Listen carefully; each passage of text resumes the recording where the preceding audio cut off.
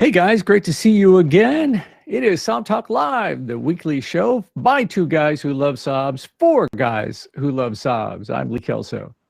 I'm Mark Romisher, and we're here today to bring you all the information on how to keep your Saabs running great and looking great.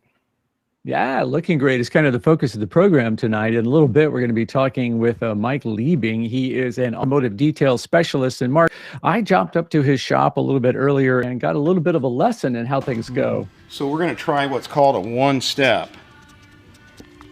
And I'm going to prime this pad up. We don't know how it's going to react, so we'll find out. So you can kind of see where we were. If you come over here, we got a lot of it out. Yeah, so we spent a little time working on a shop truck up there, and what an education. I learned a heck of a lot, and we're going to bring Mike on in just a minute, but you're getting ready to go off to Carlisle and the big SAAB event in Carlisle. Tell me about your preps and the worries about gasoline.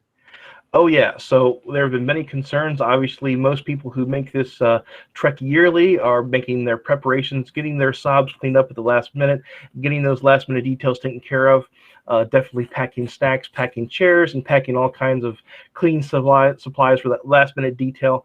Now, also this year seems to be a little bit interesting because there has been some media attention focused on a recent incident with a pipeline supplying gasoline to the eastern seaboard of the United States.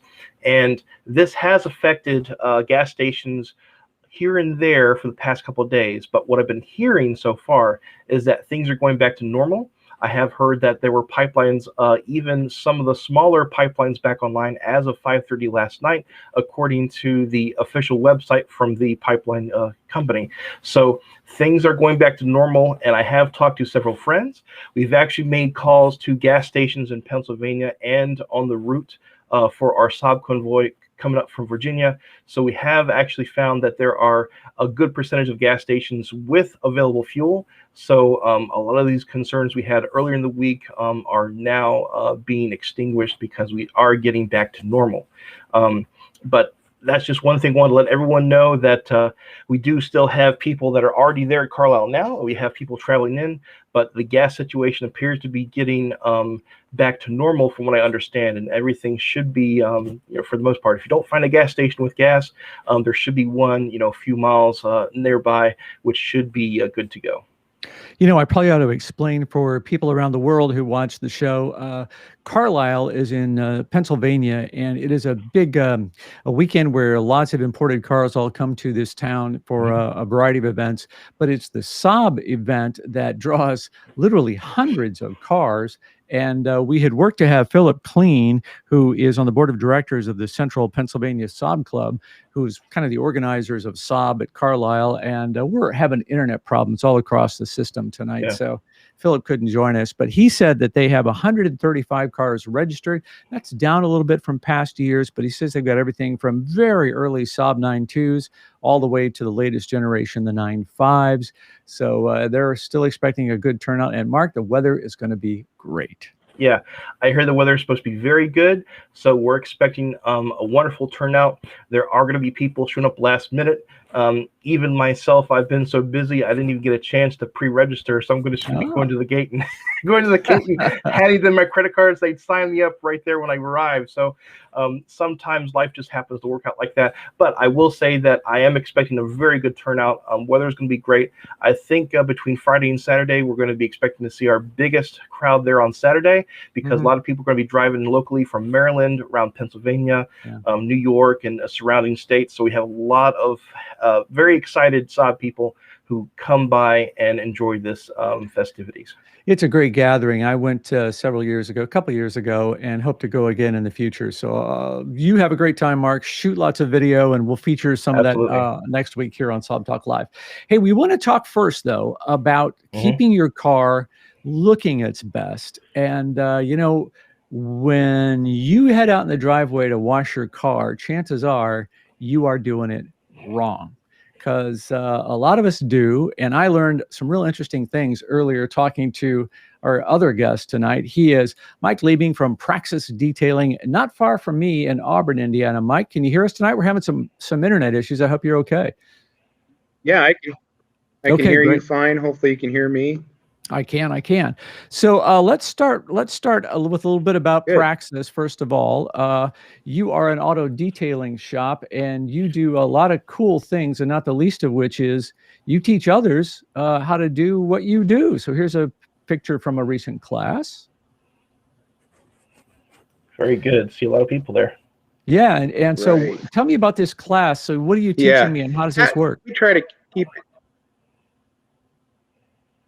That's our extreme 1-day class where basically we'll take you through the washing techniques that we want people to learn, towel techniques, decontamination, paint measuring, actual polishing. So we get you on a dual action polisher, show you how to correct paint to a minor level because it takes a long time to learn those skills. And then we show the folks a pretty easy ceramic coating, how to put that on. Great. We'll talk about all those things tonight. I just wanted to feature a few pictures that I found on your Facebook page. And, well, you just let any kind of piece of junk through your shop, don't you? Look at all these cars. You know, what's missing here is any SAABs. I don't see a single SAAB in here, Mike. We see a whole bunch of cars there for sure. Yeah, oh shoot, we just lost Mike's connection. He'll bounce back in. There he is again. The internet is just being playing havoc on us tonight, unfortunately. Yeah, it is. So Mike, let's jump right into this. I teased this segment by saying you've been doing it wrong all along. What's the big mistake we make when we're washing our cars? Well, I think probably the biggest mistake is probably the simple stuff. You know, a bucket. You want your bucket as full as you can get it. Start out with a 5-gallon bucket. You want it filled up as clear to the top. And then if you you don't want to spend a lot of money, you can get this $8 or $9 grit guard from Auto Geek. They also have this washboard that goes on there that you can rub your mitt on or whatever you're using to knock the particulate off. So this keeps your particulate below it and down in the bucket and not on your towel. So that's the first step. And then what you're using to wash with. And a lot of guys, you see microfiber mitts that you see at Walmart or wherever, AutoZone, they're $5-10. Those are okay. They do grab a lot of dirt and then it gets stuck in the mitt. This is a high-end wool mitt that's about $50 on Auto Geek. Again, that's where we get a lot of our stuff. This won't scratch. It won't hold particulate. So that, that's where you need to figure out is, are you washing your pickup truck or are you going to wash your SAAB? Is it a nice car? You want to eliminate as many scratches as you can when you're cleaning your car. And probably the big one I just saw a black car yesterday. They brought it in and it looked like they used sandpaper to rub off where bugs had gotten stuck on the paint. Oh, wow. And what they had done is they rubbed the bug, and the bug is very gritty even when you put soap and water on it, the body of the bug has its hard chunks or micro pieces. You're rubbing on it's just like sanding on that car. So what we like to do is you can find bug removers about anywhere. This is made by a company out of Germany called Sonax. And this softens bugs, and it also softens bird droppings because bird droppings can have particulate in them. They're highly acidic, just like bugs are. So you need to neutralize that, break it down. So we start and spray this on the front of a vehicle, get the car wet, out of the sun, put the insect remover on the front, on the mirrors, on the windshield, and then start washing the car from the back to the front. Give that product time to loosen up those and soften those bugs. And if they don't come off, don't sit there and grind them in because all you're doing is damaging the paint. There's another option after that. Let's say you've done that, it's not coming off. So, okay, now what do? Well, we can get clay out. So everybody probably knows what clay is. You get a little thing of clay in a kit. It has a lubricant, which is nothing more than soap and water. But you don't need that. But if you want to buy the kit, you can do that. They also make a product. These are called nanoskin wash mitts. and this has got kind of a tacky surface to it.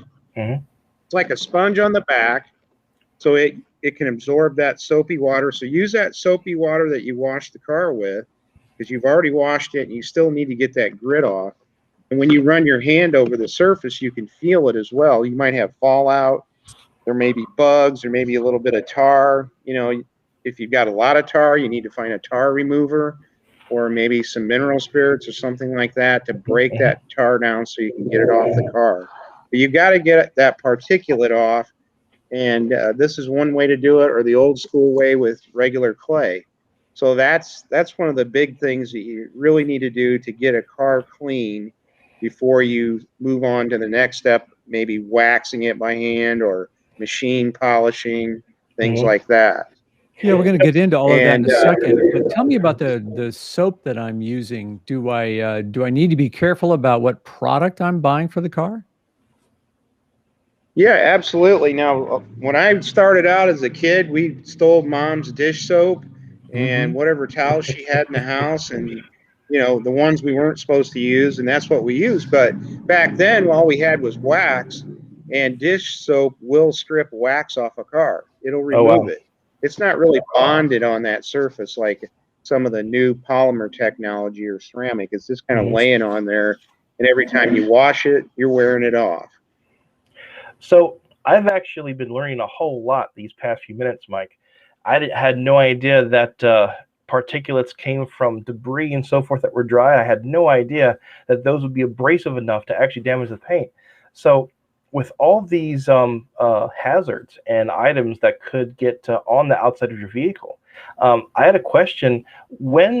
At what point do you want to not necessarily do this yourself? If you have like a very, very difficult spot, or you have a large mess in the vehicle, at what point do you consult professional help? Is there a point at which we can kind of decide when that would be appropriate? Yeah, I think everybody should try to find a local detailer. We get a lot of people that come in here and ask us different questions. We sell what we use, so that helps.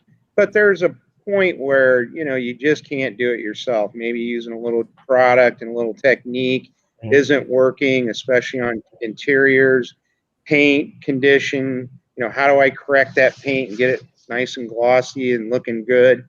That's something that takes a lot of time to learn. And let's face it, most people don't have time to do that. They're going through an automatic car wash because it's quick. You know, guys like the SAAB club members, they're probably more of a hands-on. I'm washing it in the driveway, so I don't get all those micro scratches that I get at the car wash. So, you know, you've got that different groupings, but you should know a local detailer so you don't get yourself in trouble. Know when to quit. You know, that's what you got to learn, is because you're going to damage your car.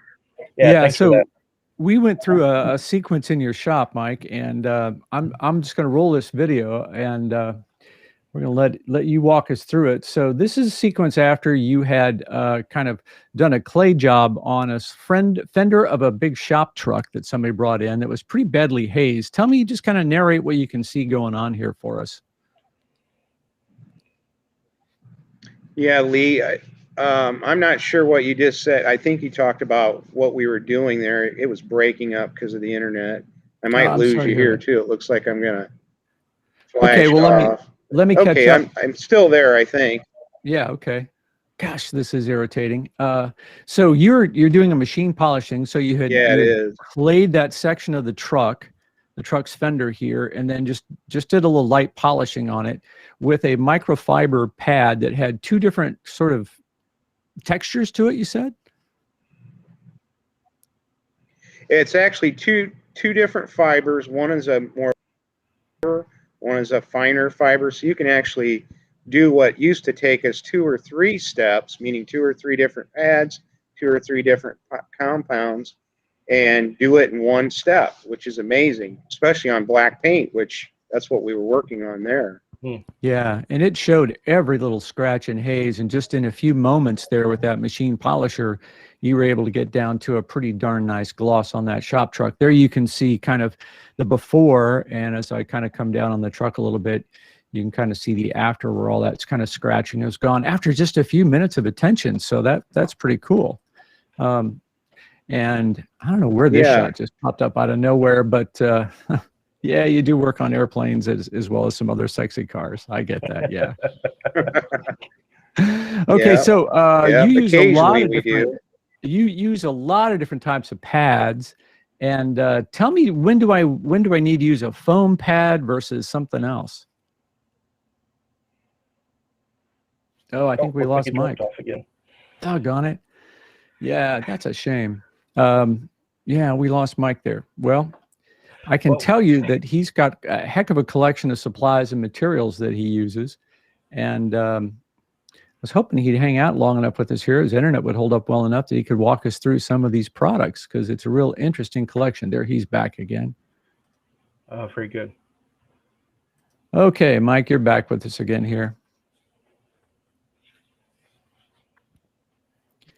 But this is what we call a wool pad or a heavy cut pad.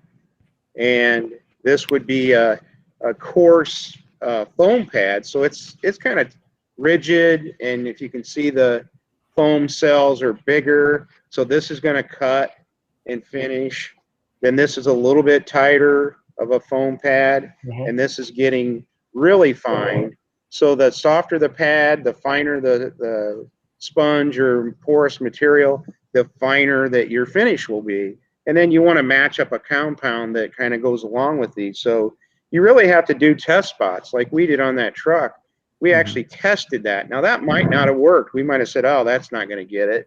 And we might have had to go to a heavier cut compound, grab this wool pad, then go to this foam pad, and then this. Now we're back to 3 steps again. But because of the way the compounds are made now, they start out with bigger particulate in them, meaning polishing particulate that breaks down. So when we first start, our first passes we're cutting, and as the molecular structure of the polishing compound breaks down and gets finer and finer with pressure, heat, and speed. So that's how we were able to make that truck, make it presentable. It wasn't a finished finish. We could still see a little hazing in it, but certainly good enough for a work truck. Yeah, it's a work truck. Hey, so Brett Sassaman asked a question, Mike. I don't know if you can see it on your screen or not, but he's asking, he says his Classic 900 has been resprayed on some panels. The paint is 2-stage, other panels are original single stage. What do you recommend for different care for washing different panels? Oh boy. So, not knowing if those panels, the paint is what we call soft or easily scratched. Some paints, you can take your bare finger and just kind of run it across it. And you can actually put micro marring in it just from your skin. It's amazing the different types of paint condition, age, but really for washing, you want to use a mild soap. So, anything, you can get a McGuire's product. It's made for cars. This is made by P&S out of California. It's their double black line. It's auto shampoo. You're just looking for something that's mild, not aggressive, not abrasive. And so washing those panels, using a mitt like this, you can use microfiber towels.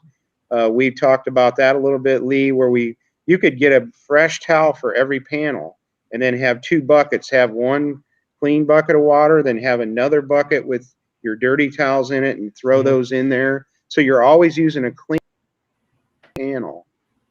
And it looks like I might lose you guys again. I did want to ask you, Mike, you just brought up a good a point I wanted to ask you about. You mentioned 2 buckets, and I've heard this concept used before on some other sources. Can you tell us about what advantage of is having 2 buckets for a particular wash job? Because I guess there's some difference there between using a single bucket versus 2 buckets.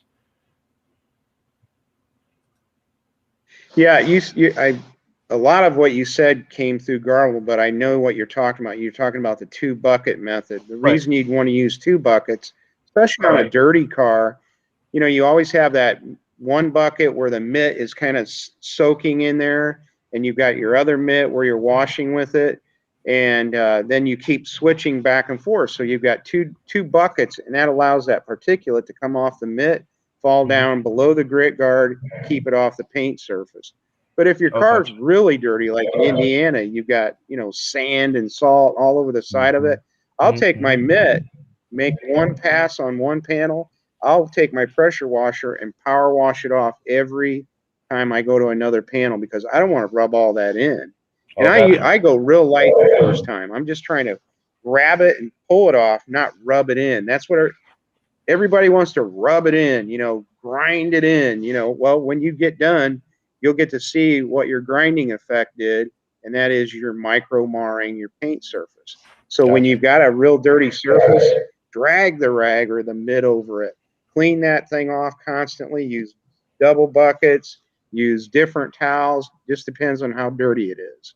And what about those towels? You mentioned microfiber. There's lots of different types of microfiber, and I should never use a cotton towel. This surprised me. Tell me more about that. Well, here's your, the cotton towels that we used when we stole them out of the bathroom and, washed cars when we were a kid. And these scratch, and they're great for doing interiors because we use them on an interior because it will grab and absorb stains. So if we're using a cleaning product and we want to dab that surface, this is a great product for that.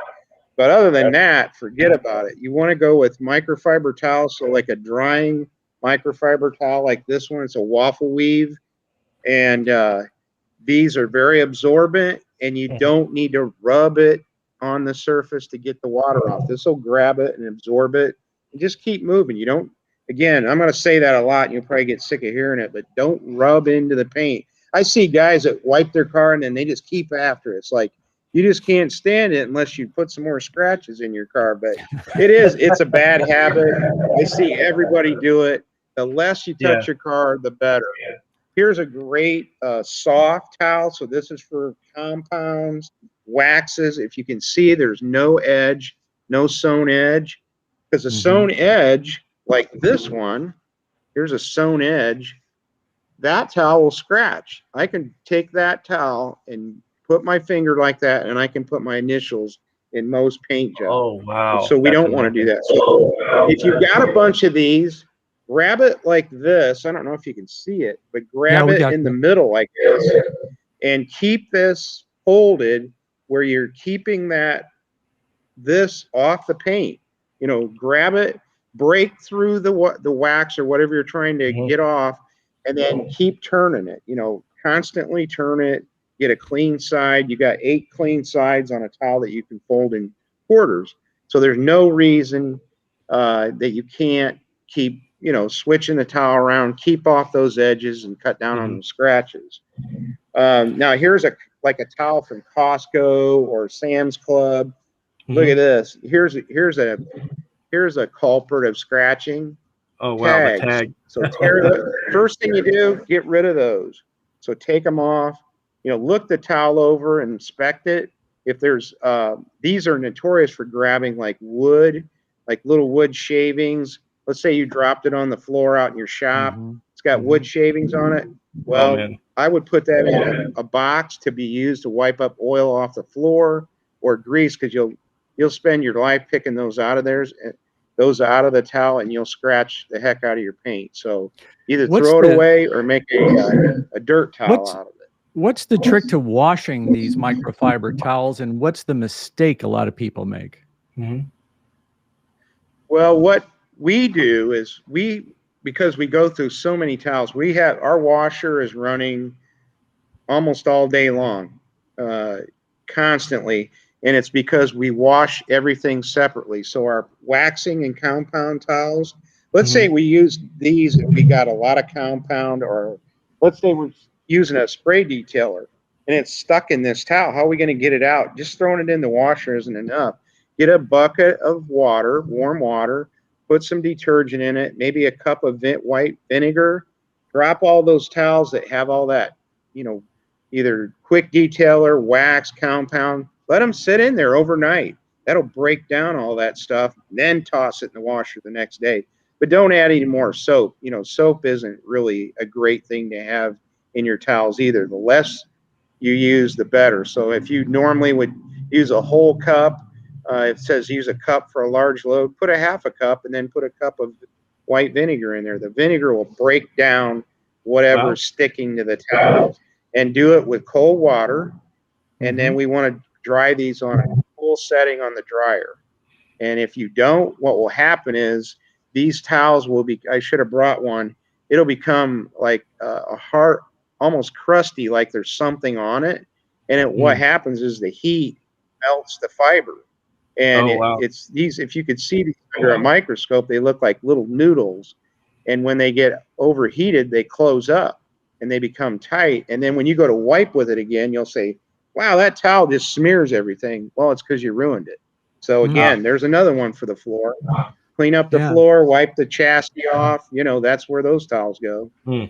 And you told me never mix cotton towels with microfiber, right? Yeah, this cotton towel, if I throw it in with all my polishing towels, the fibers from this will get all over my towels, and I can actually scratch, especially on my last step if I'm doing my ultra, you know, jeweling or really trying to get that great shine. And then I've got little cotton fibers stuck in my microfiber towel. Now I'm scratching it all up again. So yeah, that's really important. Just I wouldn't even have these in my shop unless you do interior detailing. And again, we wash these separate, we store them separate. They're not even in the same cabinet. So that's the rule of cotton in our place. Hey, somebody here is asking, what about washing a car with cold versus hot or warm water? Does that really matter? You know, warm water obviously will break oils and grease down. I noticed the other day we did a car that went through the car wash and they put tire shine on it. And most of it was not on the tires, but on the side of the car. So, you know, warm water will break down those oils and that road grime a lot better than cold water. But you don't need to have it. You know, it's just, it's something just like anything when you're trying to break down oils or surface tension with dirt. Warm water will break it down quicker than cold water. That's good. Hey, you mentioned previously about not mixing the cotton and the microfiber towels, and then you led into the interior detail a little bit. So I want to kind of have you talk to us about a little bit about the interior detailing. I know it's a little bit different than exterior on the paint. So what do we look for when we're trying to clean up stains and just general maintenance of all the different materials inside the car? Well, I'm going to stay on the towels for a second. I brought out 3 towels. These are glass towels. Gotcha. And we talked about washing those towels. I don't put these towels in with these towels because these actually will give off some fibers. You'll see a little bit in the lint catcher on the dryer. So I don't want any of that on my glass towels. So if you have, this is a huck towel or surgical towel. This is a microfiber towel. It has no fiber to it at all. So when I'm wiping a window off, I'm not going to leave any lint behind. And this is another one. You see these at different places. But the tough part for the guy at home is, how do I wash all these towels separately when I only got a handful of each? Well, you could wash it out in the sink.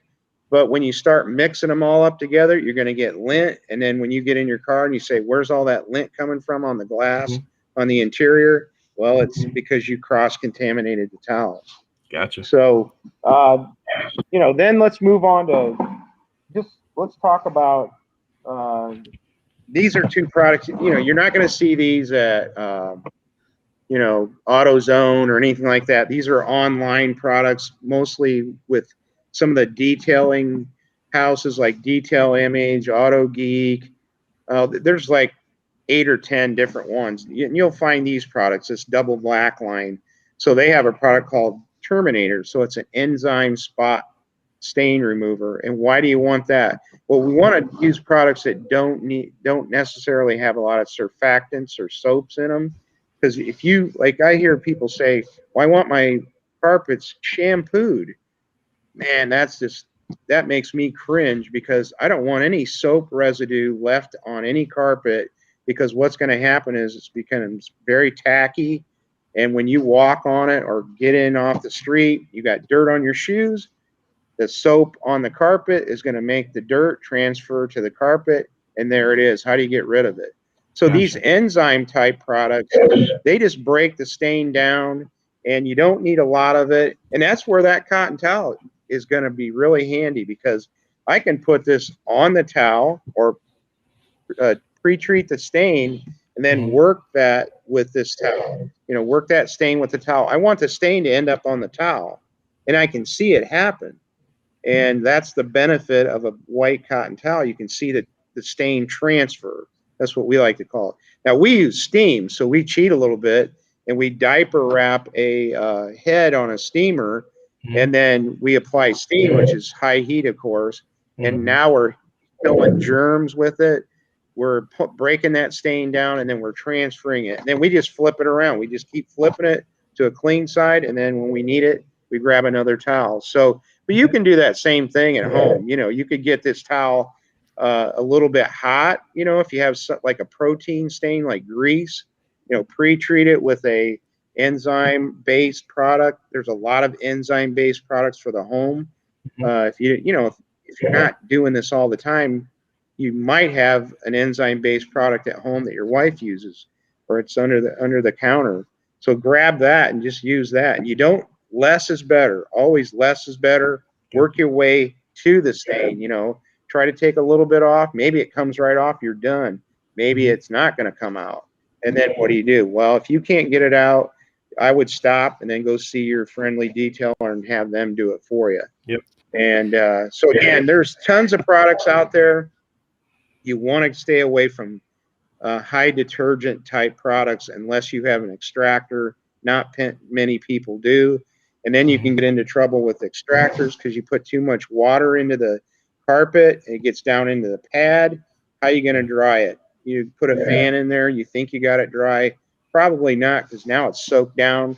It's on the pan on the inside, and it'll stay wet like that for a long time unless it's hot and dry out, or you're driving 12 hours on a trip. So there's a couple things there. Here's some other products. Again, a good leather cleaner and conditioner. This is another German-made product made by Sonax. It's a foam type product. I put it on a microfiber towel first, and then apply it to the whole surface area, and then start to kind of buff it out, and then come along with a leather care or leather conditioner. There's tons of them out there, but that's kind of the two-step process, and this keeps the leather from drying out. So we use a lot of this product. We use these products because we've tested them. We've vetted out a lot of products that don't work very well.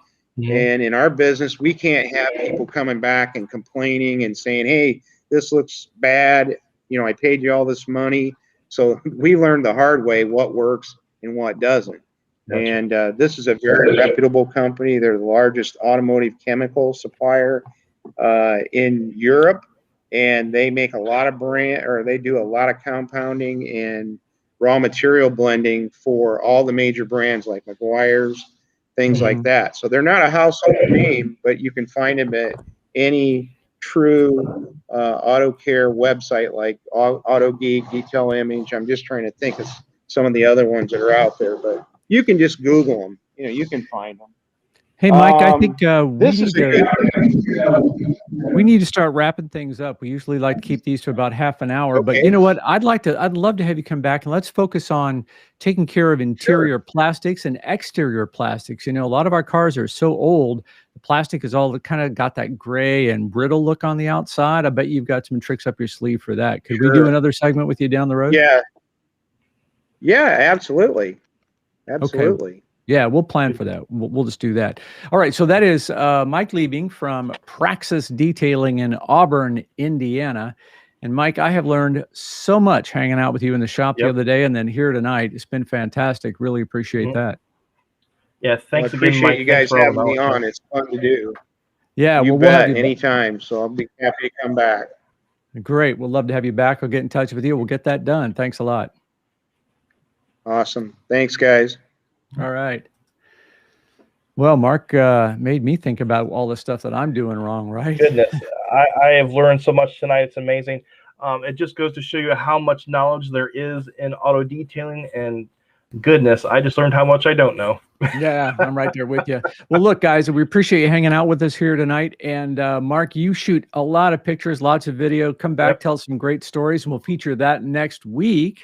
Yep. And then down the road, we'll connect with Mike again, and we'll start working on the inside of our cars somewhere out when the schedule's right. So appreciate you hanging out with us. I love talking with you guys.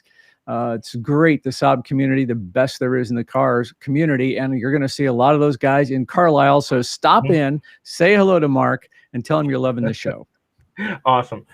Everyone, I hope to see you who are attending at Carlisle. Hope to see you there. We're looking forward to having a great time. All right, guys. We'll see you next week.